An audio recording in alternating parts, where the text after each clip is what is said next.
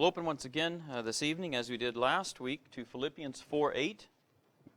We'll have a number of verses to consider tonight, but we want to begin here with Paul's instructions to our minds, that we think upon those things that are good and profitable and true.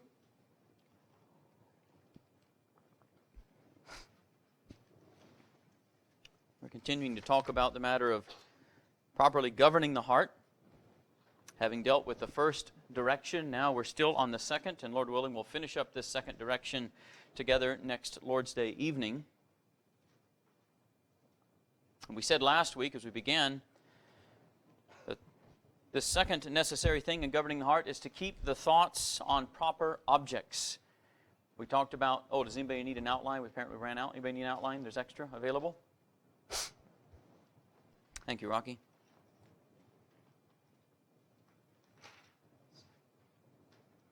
And so we have the need then to keep our thoughts on proper objects.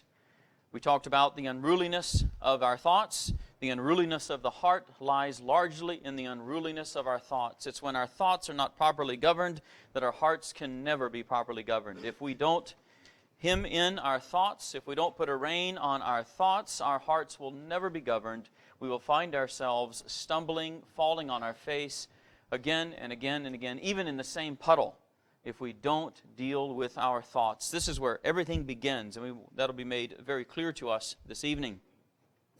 We talked from Psalm 119, verses 97 to 104, and then we closed with Psalm 139, verses 23 and 24, asking that the Lord would know our hearts, that the Lord would search us, examine us, try us, that is, try our ways, and show us if there be anything in us that's displeasing to Him. If there be any ungodly, evil, hypocritical thoughts, that we might deal with those, that we might cast them out, strike a line through them, and not entertain or lodge them, as we talked about. When we summed all this up over the course of last week's lesson, we asked, how does one govern the thoughts? And not that it's simple to do, but it's simple to say. Number one, we take charge of our thoughts. Number two, we fix our thoughts on a worthy object, take them off of unworthy objects. And then, of course, thirdly, we take every thought captive to obey Christ. In other words, we bring our thoughts, we conduct our thoughts and direct our thoughts in the place where they should be, which is what Paul says here to the church in Philippi.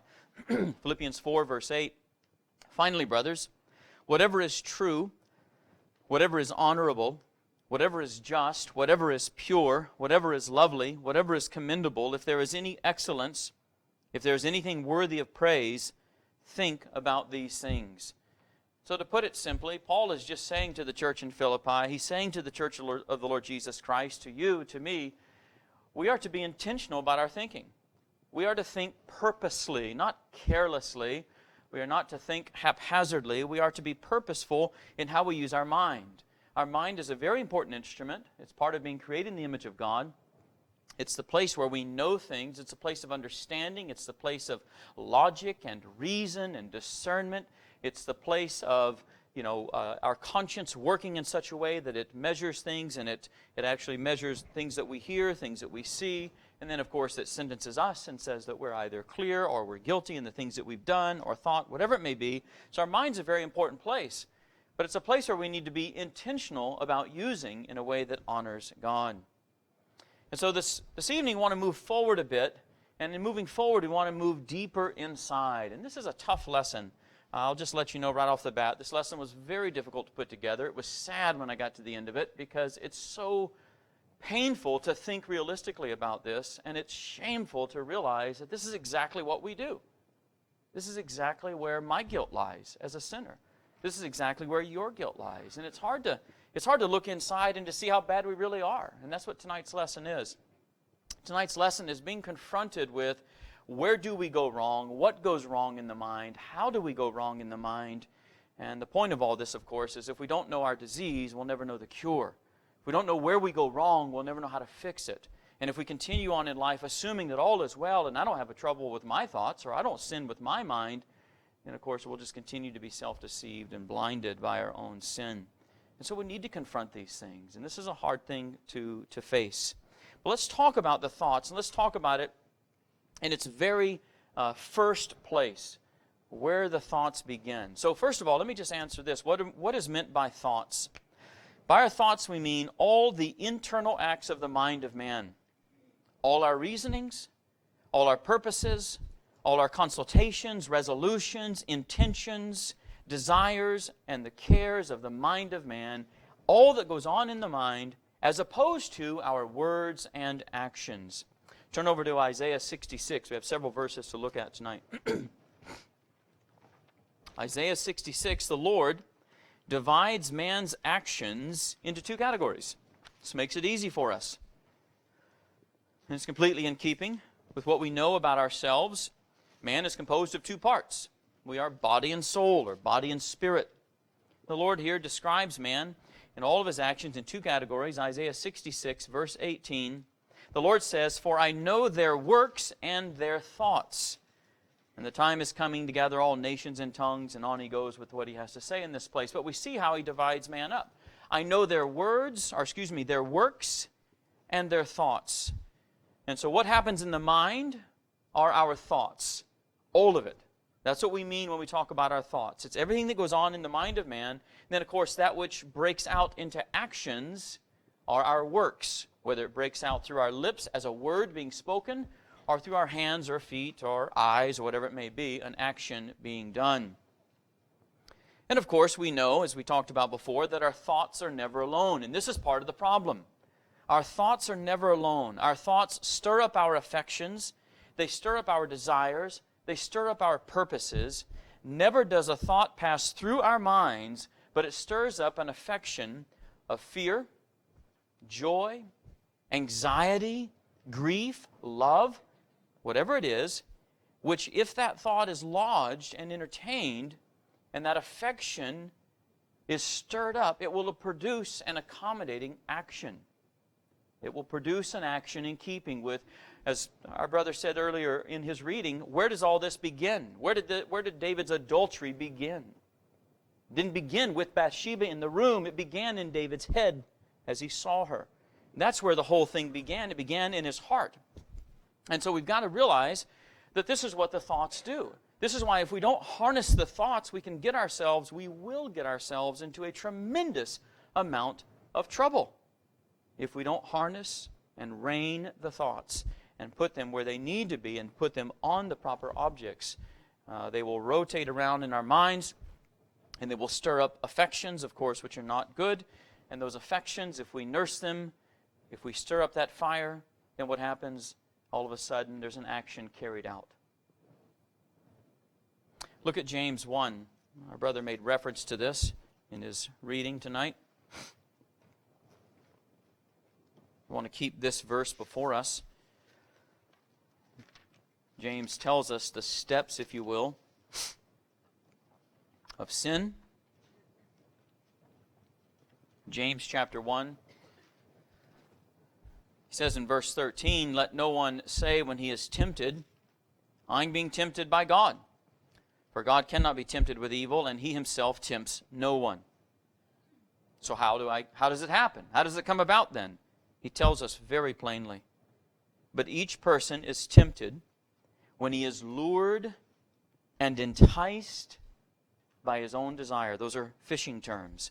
Lured and enticed by his own desire. Something inside him, his own desire from his own heart, when he is lured and enticed by it. Then that desire, when it has conceived, gives birth to sin.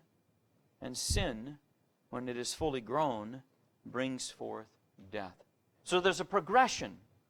There are steps that are taken where a desire entices and lures, right? What would happen if the desire arose, but we refused to be enticed and lured by it? It would never conceive sin. Sin would never be brought forth and mature to death. But it's because sin isn't dealt with. It's because the desire wasn't dealt with when it arose. It's because when the desire arose in the mind, the heart said, I like that. Tell me more. I want that. How do I get it? And there's a back and forth between the heart and the thoughts. And then, of course, sin is conceived and it brings forth death. I want to keep that picture before us. But let's consider the thoughts, and this is where it gets painful. Let's consider the thoughts at their earliest stage. So bear with me here. We want to do a little bit of anatomy lesson. We want to think about how the mind works and how the mind works relative to the heart. This is very important that we understand this, so I hope I can make this clear enough. We want to consider the thoughts in their earliest stage before they present a matter to the heart for decision and response. In this sense, the mind is like a waiting room or a reception area in which all comers are entertained, questioned, sized up, and thought about or meditated upon before they're presented by the mind to the heart for a response.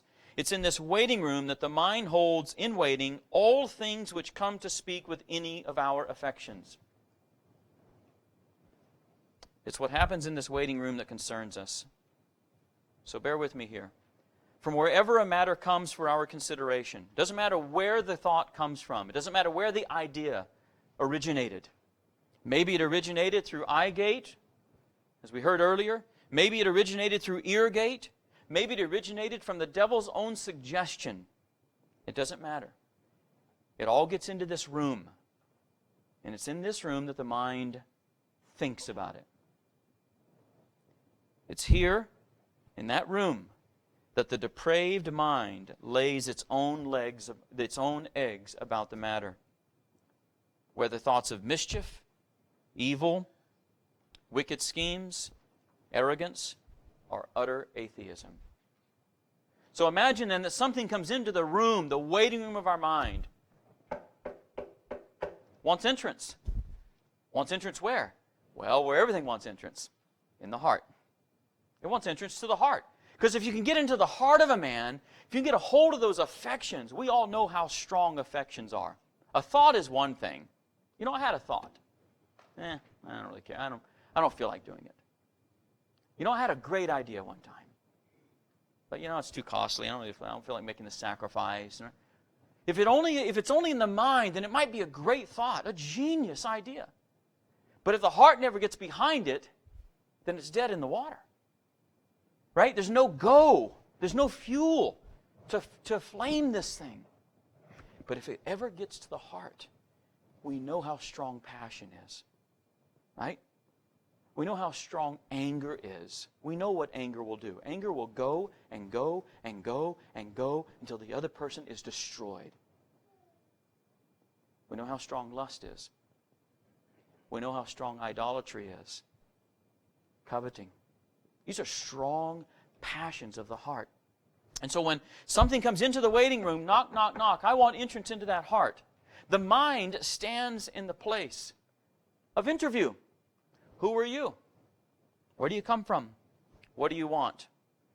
It's in this place that Paul tells us. Notice, it's in this place, in that waiting room, Paul says, finally, brethren, let me tell you what to think about. Think about these things.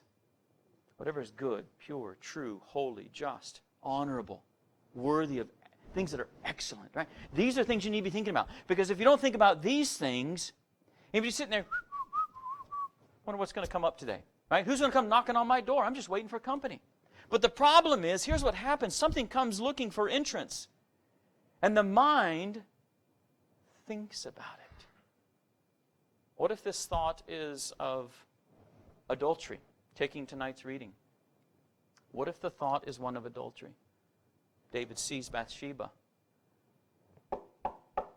Something's knocking on his heart. What did he do with those thoughts that came? That thought that presented itself. He started thinking, didn't he? Started debating with himself, sizing it up, thinking it through. I wonder. In other words, he started chatting, if you will. Chatting with the idea. Stick around for a moment. I haven't decided what to do with you yet. Just have a seat. Let's talk for a minute, and then I'll decide. You think that's dangerous? Can you imagine having sin have a seat in your living room, knowing what it is, that it's from the pit of hell, and you're going to tell sin to have a seat, let's talk for a little while, and then I'll decide what to do with you? That's ridiculous. That's foolish. Isn't sin smarter than you? Isn't sin at its very core beguiling, deceptive, crafty, sneaky, sly. Who do you think is going to win that debate? Who do you think is going to win that conversation? Who do you think is going to have the wool pulled over his eyes? Sin or you? Once you start talking, once we start chatting with this idea, we're done for. And this is what goes on in the mind. The mind sizes an idea up that presents itself from wherever it originates. Doesn't matter. And the mind then is charged with the responsibility to present something to the heart. So the mind, if you will, takes the arm, the hand of this idea and says, hey, heart, I got something I really want you to see. I got something I really want you to look into. I got something you're going to love. Or I've got something you should hate. Something you should get rid of and despise. A person, maybe. This is how it works.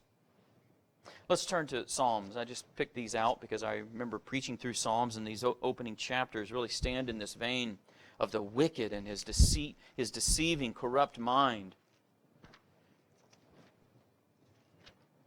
It's in this waiting room of the mind that the mind lays its own eggs about the matter. In other words, it conceives and decides what it's going to do here. So if we turn to Psalm 7, verse 14, behold, the wicked man conceives evil. Well, where does the wicked man conceive evil? Well, it's obvious. He conceives it in his heart/mind. Right? These two, as we well know, are all intertwined. So he conceives evil in his heart. And he is pregnant with mischief. Where is mischief? Where does mischief live in a person? In his mind, in his heart. This mischievous scheme that he's hatched, that he's nursed, that he cherishes and he loves. It's his dear own baby. And he can't wait to bring it forth. And that's what happens. What happens? He gives birth to lies. Go further. Chapter 10, verse 2. In arrogance, the wicked hotly pursue the poor. Let them be caught in the schemes they have devised.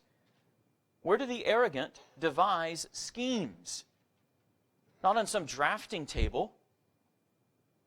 It's in the mind. It's in his very heart where he has plotted evil. Verse 6. He says in his heart, I shall not be moved.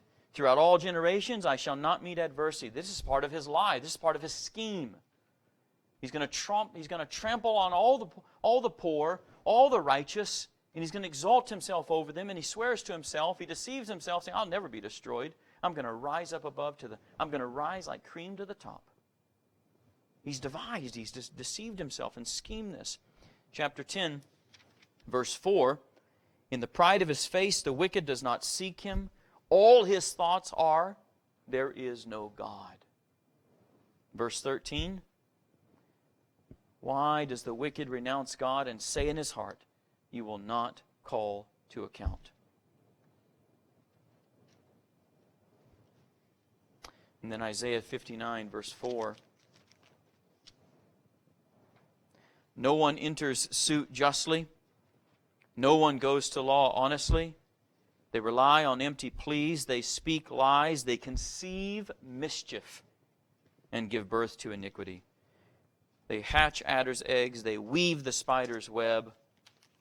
He who eats their eggs dies, and from one that is crushed a viper is hatched. Their webs will not serve as clothing. Men will not cover themselves with what they make. Their works are works of iniquity, and deeds of violence are in their hands. Notice how it went from conception to deeds.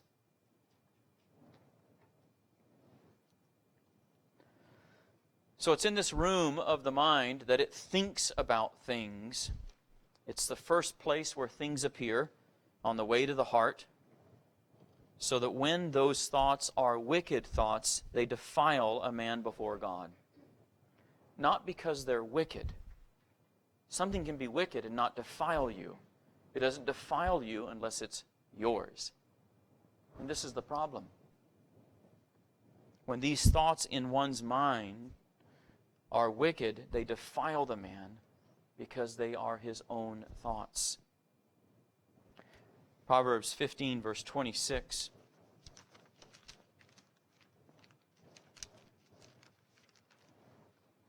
The thoughts of the wicked are an abomination to the Lord. This is why in Isaiah 55, verse 7, the Lord tells the wicked to turn out of their way, to forsake their thoughts, you remember, right? Let the wicked forsake his way. Let the unrighteous man forsake his thoughts. Why? Because they are an abomination to me. That's where it begins. So it's what happens in this waiting room that concerns us. Now, it's our great burden that Satan often injects and casts blasphemous, idolatrous, lustful thoughts into our minds. Not all of the thoughts that appear in our minds are our own. Satan puts many thoughts in our mind. But as long as our mind remains passive to these thoughts, as long as, like we talked about last time, as long as we don't lodge these thoughts within, as long as we don't entertain them, chat with them, if you will, then they are his thoughts, that is the devil's thoughts, and they're not ours. They are his defiling and not ours. They are his sin and not ours. Because nothing defiles a man but what comes from within. But these thoughts have come from without.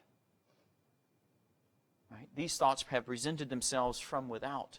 Satan has put them in. They're his ideas, not ours.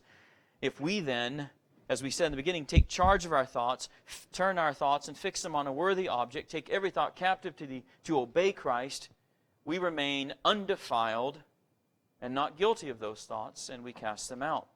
And they remain his sin and not ours. We will not be found corrupted by them. But when this happens, when the devil drops a thought into our minds, and we all know this, we've had this happen. When the devil drops thoughts into our mind must see that it casts these things out. That it casts them out as evil objects, that we give them no lodging, not even for a moment. That we don't tell them to sit down for a moment until we can decide what we'll do with it. We cast them out. We see what they are. We see them to be evil thoughts. We see it to be a thought, an angry thought, a lustful thought, a proud thought. We cast these out immediately because we know what they are. Because if we don't cast them out, and we begin to go soft towards them, we begin to nurse an inward love for them, we begin to embrace them with our imagination and our meditations in that waiting room, then all of a sudden now we're no longer passive, are we? And we're no longer undefiled. Now we are actively engaging this idea, and we are defiling ourselves by entertaining it. So that before it ever makes it to the heart, we have conceived eggs of destruction. Because we are plotting and scheming in our mind how to convince our heart to fall in love with what we have loved. Right? To accept what the mind proposes to it. In other words, how am I going to stir up my passion and get it as fuel behind this idea? We don't think about this interaction. As we talked before, we don't always think about the interaction of the conscience, but this is how it works all the same. So that although Satan was the father of those thoughts, since they came from him, once we sit on those thoughts, once we set ourselves up to brood on those eggs, we've made our heart the womb for their hatching, we've conceived, we've given birth to sin, which when fully matured brings forth death. Nothing good will come of it. And because we spent so much time with it in our mind, by the time we brought it to our heart, we had stirred up our heart so much towards it that it was almost a given that our heart was going to latch a hold of it. And now, the mind not only fuels the heart, but the heart boils the mind. The mind has fueled the heart's fire, and the fire now causes the thoughts to boil, and our mind is all over the place now, thinking about this and scheming about this and running all the ideas through our head. They feed off of each other, the mind and the heart. And then what do we need? The only thing that's needed after that, we decided last time, opportunity. Just opportunity. It's a given. The next opportunity presented to us, we're done for. Sin has already begun. It'll be the mercy of God that it isn't followed through on.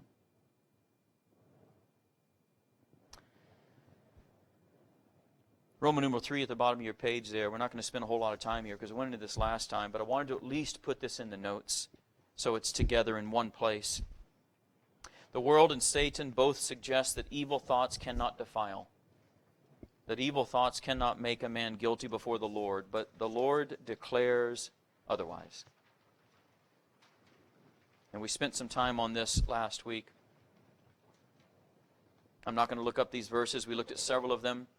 The law of God judges our thoughts.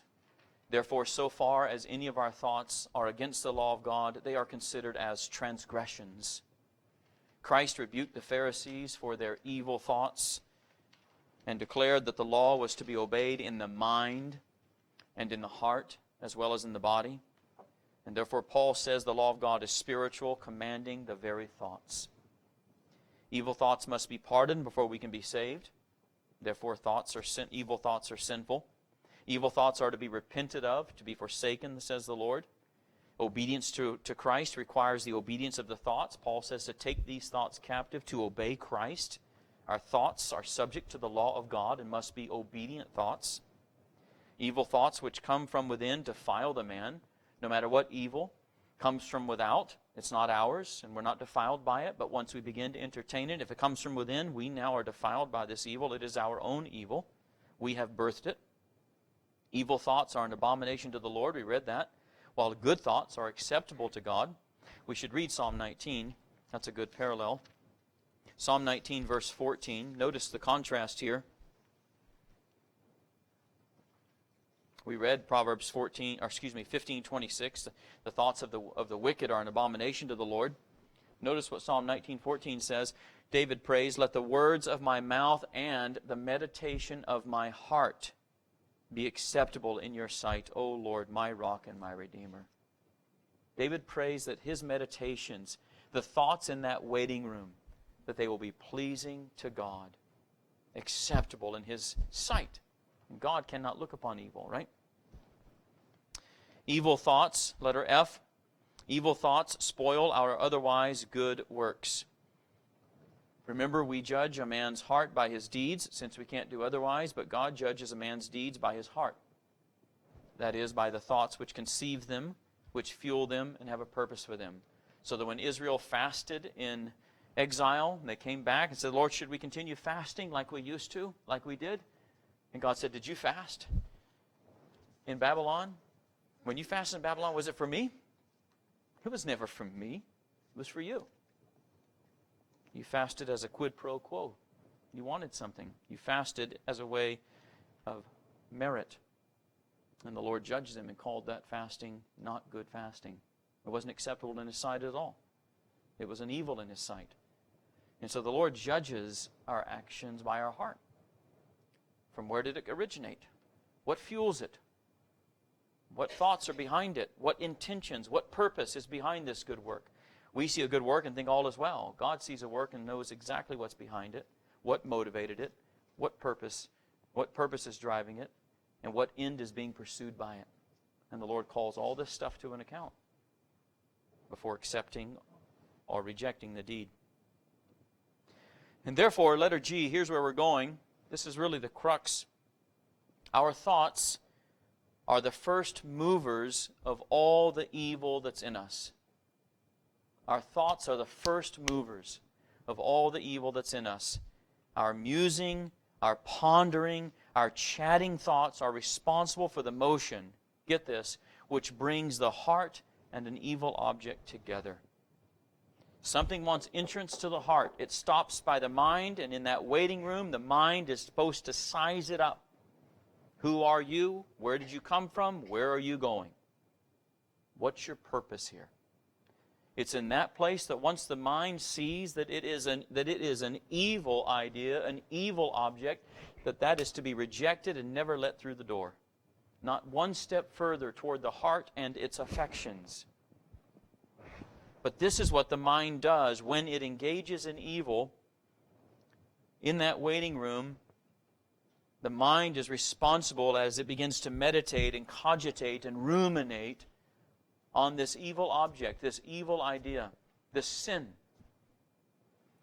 That the mind then brings the heart and the evil object together. The mind then comes to the heart and what? It recommends this idea. It recommends its new friend. Let me introduce you. To my new friend, adultery. To my new friend, jealousy. To my new friend, hatred. And it introduces this idea to the heart. Having fueled the heart already by all of its ruminations, the heart has been prepared and its affections have been stirred. And it heard, as it were, the footsteps of this comer. And the mind presents it to the heart, and the heart is more than ready to welcome this new friend, because any friend of the mind is a friend of mine. You see, what we learned before, we talked about this so long ago now, but the heart doesn't have a mind of its own, you see. The heart is really our affections, thought of in this way. It's the mind that is the mind of the heart. And so once the mind is given over to something, and then it approaches the heart, the mind has already done all the thinking. And so if the heart has any query, the mind will say, hey, I've already taken care of this. I've done the interview. He comes out clean. All is well. Trust me. Trust me. This is going to be okay. You're going to really get along with this guy. And here we have the introduction, and then we have the further conception, and then the birth of sin. And so what are our thoughts in this regard? Our thoughts are panderers to our lust.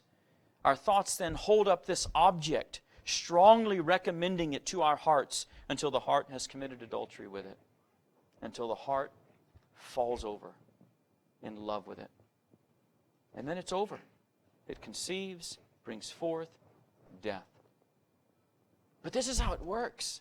This is how it works. Our thoughts are the first movers. In fact, and this is so shameful, the thoughts are so good. The thoughts are so good at making the sale that it can present something to our hearts even when the things are absent and nothing more than a thought, a mere cloud. And we'll bow down and worship it, brood over it, and bring forth sin upon sin. In other words, the mind doesn't need an object. It doesn't need, here's my point, the mind doesn't need eye gate and ear gate to do its work. Eye gate and ear gate are windows to the soul. And when that object is before you, it can so easily be swept away because it's so attractive, so seductive, so appealing, so promising. But the mind is so good at making the sale to our hearts. When it is given over to sin, it is so good that it can approach our heart and say, you know, I'd like to just talk to you about something I've been thinking about. What would you think about your neighbor's wife?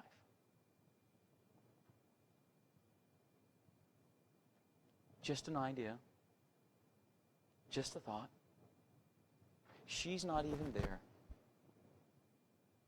But the mind is so good at saying, just think about it for a minute. Let me just share my thoughts with you.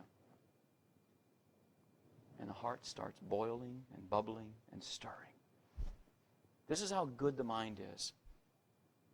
It doesn't even need the object. It can offer a shadow, a cloud, a nothing. And the heart begins to beat. I want it. I got to have it. I'm going to get it. And what did it see? What did it take? What was ever presented? Was there anything ever shown? Nothing. Nothing was ever seen. It was just promised. No substance, no reality, just an idea, just a dream. And the heart is given over. This is how bad it is. Clearly, the thoughts need governing if we're ever going to govern our hearts. Look what we read in Luke 6:45.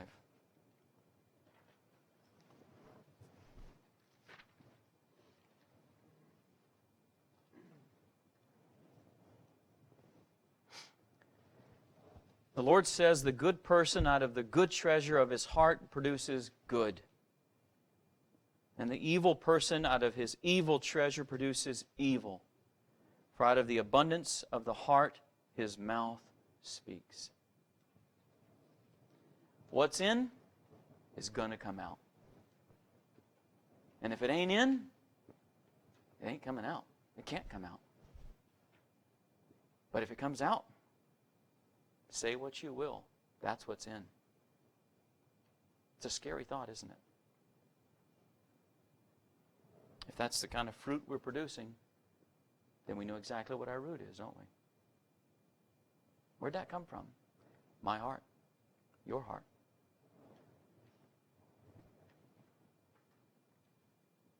Consider two pieces of evidence about the thoughts. Let me just say this before we go any further. Everything we're saying about the thoughts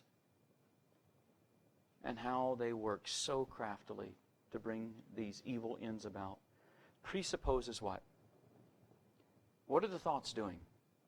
What is your mind doing in this case that we've presented so far? Your mind is thinking on evil. And this is the power of the mind, to lead you right down the end of that road. Let me just say before I go on, what if you actually took Philippians 4:8 seriously? What if you actually used your mind intentionally, purposefully, carefully, precisely to think on these things? The mind has the same power, the same ability to lead you down righteous paths, to knock on that heart and say, heart, I've got a friend you got to meet. Honesty. How about my buddy over here, integrity? We've had a great talk. I'd like to introduce you to integrity. I'd like to introduce you to purity. Let me introduce you over here to kindness, patience. These are some things you need to get acquainted with. I've been chatting with these guys for a while. They can do you some good. See, the mind still has that power. The mind still has that place. This is the mind's office. So my point is, you can use the mind to do great good. But as we said last time, if you don't use your mind, if we don't use our minds to think on these things, there is someone standing ready to give you things to think about. Right? And you have an evil heart that is all ready to boil right up with all the scum you can imagine. If you don't put good things in, bad things will rise, and bad things will be dropped in, and bad things will come through your eye gate and ear gate, and you'll have nothing good to think about, and you'll only have yourself to blame when you wind up at the end of that dirty road. How did it happen? Well, for one, we weren't thinking about these things, were we? So we're presupposing that we're using our minds in a way that is not good, and this is a result of it. So let's take Exhibit A. First of all, we struggle greatly to think good thoughts, and we struggle greatly to keep thinking good thoughts. Our ability to think good thoughts at every turn is in proportion to our sanctification. So Paul says, think on these things. Your ability to think on these things at every turn will be in proportion to your sanctification. If we find that our minds cannot be controlled, it is an evidence of our immaturity. It is an evidence that we need to grow in that area. Purposely, intentionally, prayerfully grow in the area of good thoughts, good meditations. Job, when Job was struck with his great loss, we see that his first thoughts were, famously now, the Lord gave, the Lord has taken away, blessed be the name of the Lord. Those were his first thoughts. His first response. Why? Because we're told in verse 8, Job was a righteous and blameless man. Job thought on these things, and so when temptation came, when something came knocking, when the worst possible scenario came knocking, Job had a right response, didn't he? David, when David was cursed by Shimei, his response was, if he is cursing because the Lord has said to him, curse David, who then shall say, why have you done so? Right? His officers wanted to respond. Shimei, let me take off this man's head. David said, no, if the Lord has told him to curse, then let him curse. That was a good thought. That was a good response. Evidence of good thoughts. But how many times have we been wronged and our first thoughts have been of anger or revenge? How many times were your first thoughts are how to get even? How many times have we been blessed with a windfall and our first thoughts were of ease and self-indulgence? We're no better than the rich man, the rich fool. Soul, sit back, take your ease. I just got a windfall. This is going to be an easy ride. How many times have we been struck by a dark providence, as Job was, and our first thoughts have been, why me? I don't deserve this. I'm going to get out of this. I'm not going to stand for this. I'm going to fix this right now. I don't know what God's thinking, but I know what I'm thinking. How many times has that been our first response? But for how hard it is to set our thoughts on good things, it's much harder to keep our thoughts there. No sooner do we begin to have good thoughts of God, but our minds are ready like little children to go outside and play. The children in the car, are we there yet? And of course we say, are we done yet? I want to go play. God is the most glorious object that our minds could ever behold. God is so wonderful, so glorious, so altogether lovely that no thought is even worthy to be in the same room with Him. In that waiting room, if you will. When we're thinking on the things of God, there's no place for anything else. God is so glorious. Nothing deserves to be there when He's there. Thoughts of Him should swallow up all our thoughts because they are not worthy to be seen the same day with Him. This is the blessed thing about the Lord's Day, isn't it? To direct our thoughts upon the things of God by His grace and help without ceasing throughout the day. But how quickly are we gone from Him? Even the best of Christians is sometimes glad for an interruption or an excuse to take Him away from good thoughts. We get tired, don't we? We get weary. We know how the Lord rebukes Israel and the prophet Amos because they say, what a weariness this is, worshiping God. When will the Sabbath be over? Oh, God hates those words. But how many times have they been on your mind? When will the Sabbath be over? And yet, here's the thing. When our mind is, this is how bad it is. When our mind is fixed on earthly things, don't we always think that time passes too quickly? The hour strikes too soon. The hours pass away before we realize it. How clearly is this the case with entertainment, with amusement, whatever it is?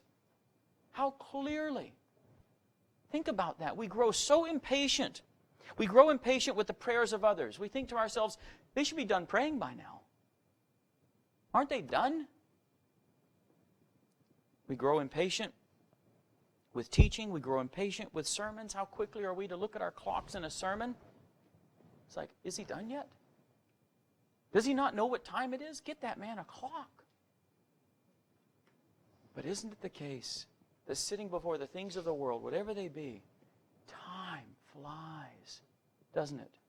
And when it's over, we get upset, don't we? You get to the end of the movie, get to the end of the game, the end of the show, and already? You're kidding me. Well, it was 2.5 hours. Really? Oh, man, it felt like a half hour. Where was the heart? Where was the heart? How easily do we get engaged? It's so easy to fix on earthly objects. It's hard to fix on heavenly objects. Jesus knows this. That's why He's so compassionate towards us. That's why He's so patient with us. That's why He's so tender with us. Jesus knows we are but dust. He knows how bad it is in here. We have a gentle Savior. But that doesn't change the fact that God calls us to give our whole selves to Him. Just think, of course, for our own selves. We grow so impatient with the prayers of others, but how much do we struggle in prayer? A flood of other thoughts crowd our mind and take us away. Before we know it, our mind is carried out of the stream of life into some muddy creek. We're thinking about who knows what. We're taken out of the reality of God's presence into some dreamland. We're dreaming about something we're going to buy, something we're going to do, some vacation, some getaway. We're just dreaming. Again, no reality. There's no reality. It's just in our heads. And we're totally taken up with it. Our affections are gone with it. We forgot that we were even praying. Or think of hearing a sermon. How easily do our minds, again and again, run out of the church, back in again, back out again, back in again, so that we only hear half of what was said. We're like little children chasing every butterfly that flutters by us. How quickly are our minds taken off? And sometimes we think good thoughts, but we think them at the wrong time. Like a man who in prayer suddenly thinks of a good thing that he had forgotten to do. It's great to be thinking about that. That's a good thing. And it should be done. But it shouldn't be thought about now. It's the wrong time. And for those of us who are careful about our thoughts, not to think on evil things, and we only want to think on these things, the devil won't bother you with evil things because he knows he can't win that battle. So what does he do? He barrages you with good things, just at the wrong time. And so these good thoughts become distractions. So while we realize that we're thinking about what we read yesterday in the Scriptures, or we're thinking about our morning devotion, that's great. But not while the preacher's preaching. Not while the teacher's teaching. Not now. But how quickly are our thoughts all over the map? So not only do we have a hard time thinking good thoughts, we have a hard time continuing to think good thoughts, keeping our thoughts on good things. Here's Exhibit B, which is worse. Our thoughts are very prone to evil, and our thoughts are guilty of much of the evil we do. As we said, our thoughts are the first mover. Proverbs 17:24, Solomon points out, the discerning sets his face toward wisdom, but the eyes of a fool are on the ends of the earth. Basically what this means is that our minds are able to run so quickly from one end of the earth to the other. Our minds are able to take in a host of notions. We all know this. It's amazing. Our minds are amazing things. We can cover a lot of ground like that. We can be all over the place. Connections, it's just, we're gone. It's amazing what the mind can take in such a short moment. And that's great. God gave us these minds, and He means for us to use them for His glory. But God would have us fix our thoughts. God would not have us to be slaves to wandering thoughts. God would not have us be subject to wandering thoughts in any way. God would have us fix our thoughts. Don't you think Jesus fixed His thoughts? Do you realize Jesus never had an evil thought in His life? Obviously, it would be sin. He never had an evil thought. That's hard to imagine given how badly our thoughts are in terms of given over so much to sin. But Jesus never did. We read David in his better moments in Psalm 119, right? Really Christ's psalm, isn't it? But David in his best moments, my meditations are fixed on you. I think about you all the day long, David says. This is his heart. It's your heart, I trust. It's my heart. Do you realize Christ actually did that? The meditations of Christ were all good all day long, every day. Thank God for that righteousness, because we don't have it. So God would have us fix our thoughts on Him. God would have us fix our thoughts on the duties at hand. God would have us give our whole selves to Him and glorify Him in our thoughts. Our minds are a place for God to be glorified. But too often our minds wander aimlessly and foolishly looking for some good. Not only that, of course, but our thoughts are so often utterly nonsensical. If we were to write them all down, if we could, as they appear, they would appear so wild and crazy we would wonder how they came into our minds, from where they came, and where they were going. We wouldn't be able to trace them all. They would seem so scatterbrained, so nonsensical. And when our thoughts fix themselves on any strong lust or passion, they run so far and so hard after it, they can hardly be called back. I know that's happened to you. When your mind gets fixed on something, it's just like there's no stopping it. You can't turn it off. It just keeps going and going and going and going and thinking and scheming. It's like, stop already. Just stop. But it has to have it. It has to have it. It just goes and goes. And just our affections run after it. And then we're really in trouble.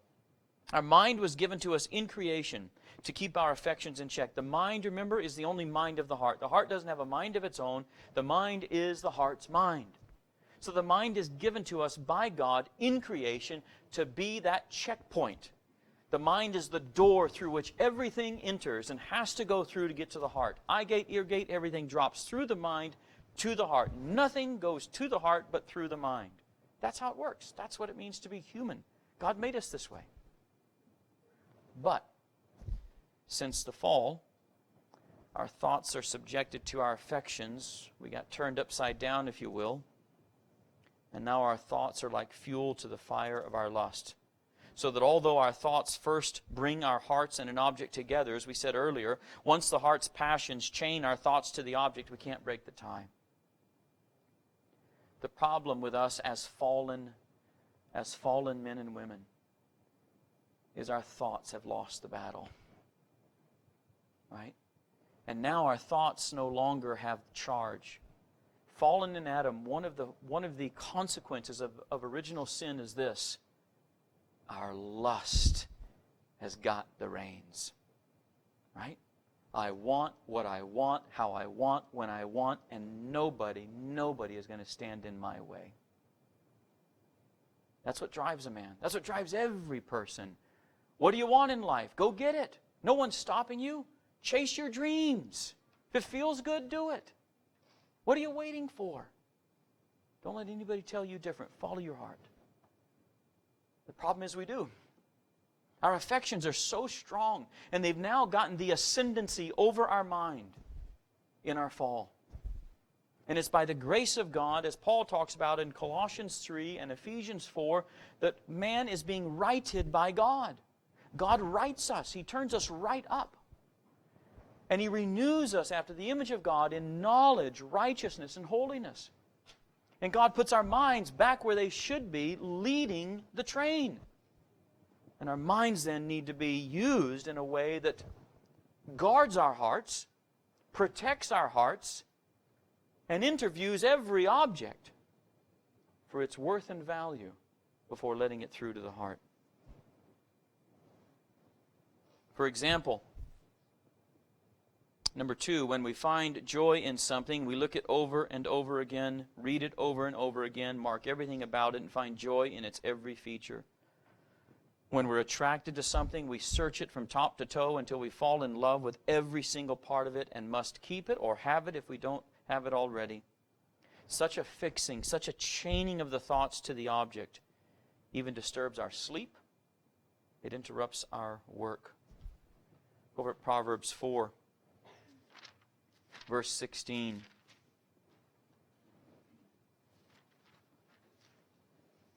When our thoughts fix themselves on any strong lust or passion, we are in trouble.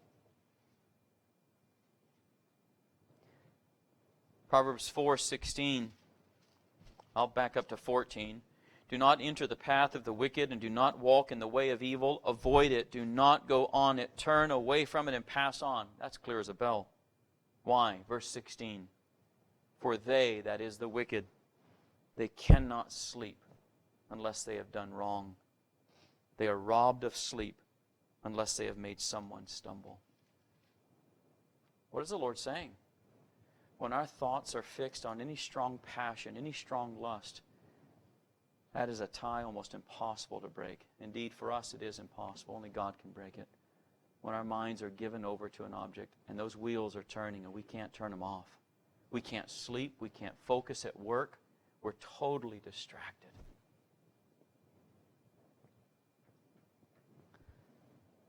A further evidence of our being prone to evil in our minds, and our minds being guilty of much evil, letter C, it's in our thoughts that we make provision for the flesh. Romans 13:14, Paul tells us very clearly to make no provision for the flesh. Romans 13:14, Paul says, but put on the Lord Jesus Christ and make no provision for the flesh to gratify its desires. No provision whatsoever, no quarter. How do we make provision for the flesh? We think on it, right? It's in that waiting room that we begin to make provision for temptations and for the flesh's desires. It's in our thoughts that we look out for the best return on our sin.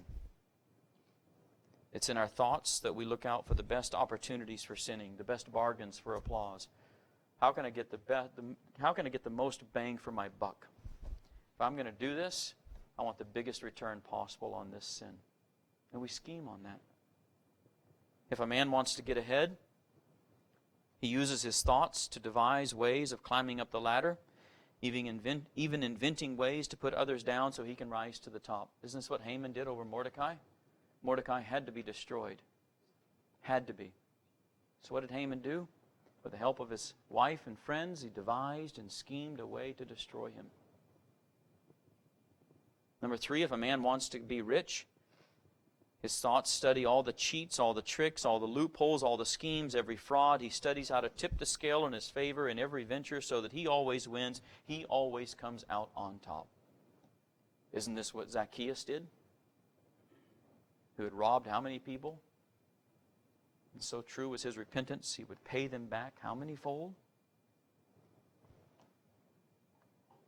Number 4, is a man in his way? He'll use his thoughts to think of a way to hurt him, remove him, to turn men's esteem against him. Isn't this exactly what Jezebel did with Nabal? Why? Because Nabal stood in Ahab's way. Leave it to me, she said to her husband. I'll take care of it. Leave it to me. I'll get him out of your way. She came up with a plan, and it worked, didn't it? Number 5, if a man wants to cover up his sin and avoid punishment, he'll think of a way to blame it on others. Isn't this what David did? 2 Samuel 11. How can I get Uriah down to his house? It's in our thoughts that we make provision for the flesh. Once we have decided that we will give to the flesh, it's in our thoughts that we begin to nurse and scheme and mischievously come up with a plan to commit our sin. And once we've got it all figured out, then we present it to the heart more clearly. Letter D, it gets worse. It's in our thoughts and imaginations that we sin by acting out sin with shows and plays of our own making. Either we imagine ourselves acting out sinful practices that we've had no opportunity to perform, or we relive sins that we've committed in the past to draw pleasure out of them one more time. And again, to our shame, none of us can cast a stone at those who do this. We've all done this. And to our shame, once again, what are we entertaining in those moments but images, memories, or dreams, fantasies? Nothing of substance, nothing real, nothing tangible, nothing. It is a cloud and a shadow. And yet how much sin do we commit in our minds with a mere thought?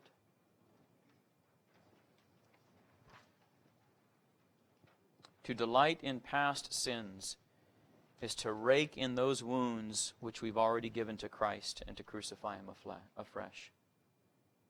You think about that. How horrible it is to go back to sin like a dog to his vomit. To relive afresh with delight, with pleasure, only in the mind. No one knows, but we know. God knows. We're nailing Christ to the cross again. He already died for those things. He died that we might be forgiven. He died that our conscience might be washed, that they might not be charged against us, and we might not suffer under those scars again. He died to separate us from them, to remove us away. And we're going to dig into the wounds of Christ and stir that up and find that sin and bring it back and nurse it.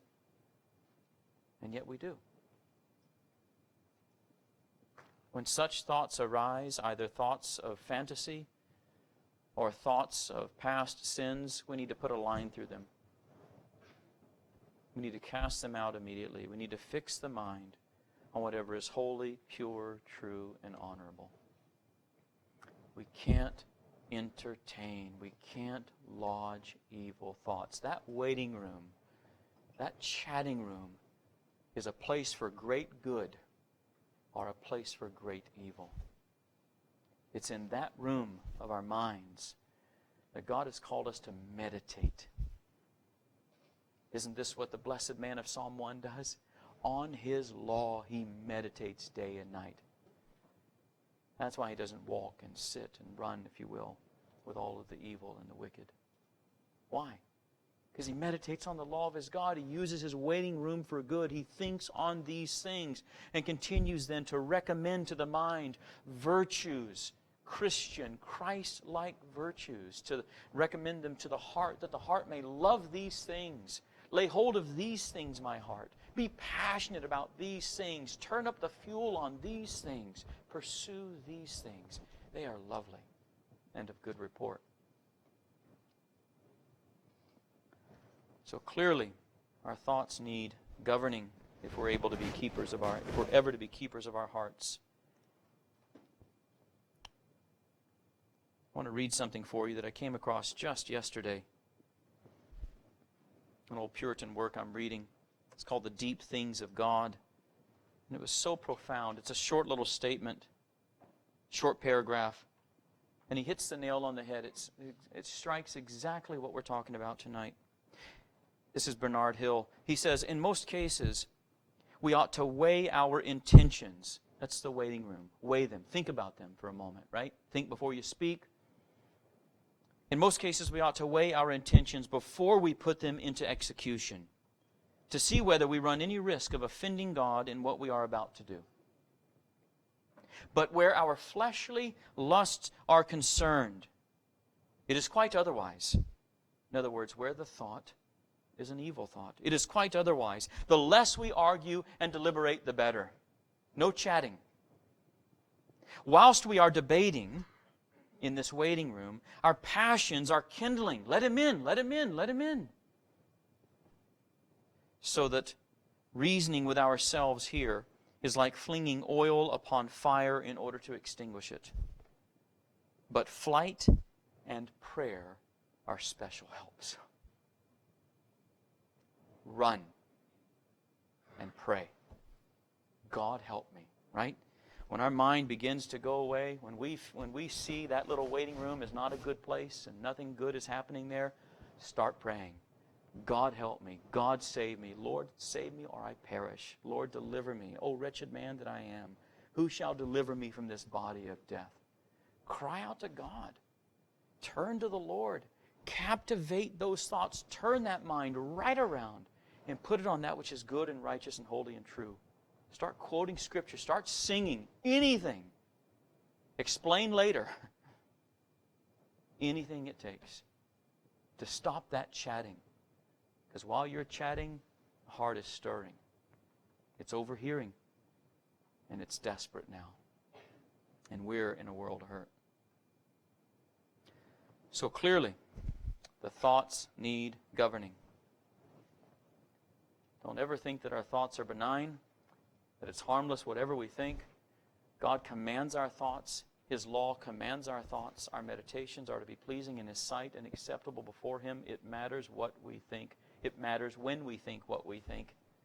It matters how we think. The mind is a special place. No other creature in all the world has a mind as we do as human beings, made in the image of God. We are special. We are unique. And God gave us our minds to think on Him, to think on these things.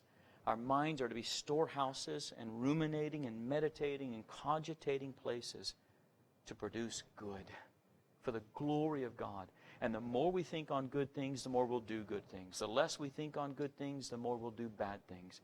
Because if you don't use your mind to think, Satan will do the thinking for you. We all know that by sad experience. So let's take charge of our minds. Let's take charge of our thoughts. Let's fix them on worthy objects. Let's take them captive. Take your thoughts captive and do not be captivated by them, especially when they're being carried away by evil. Amen.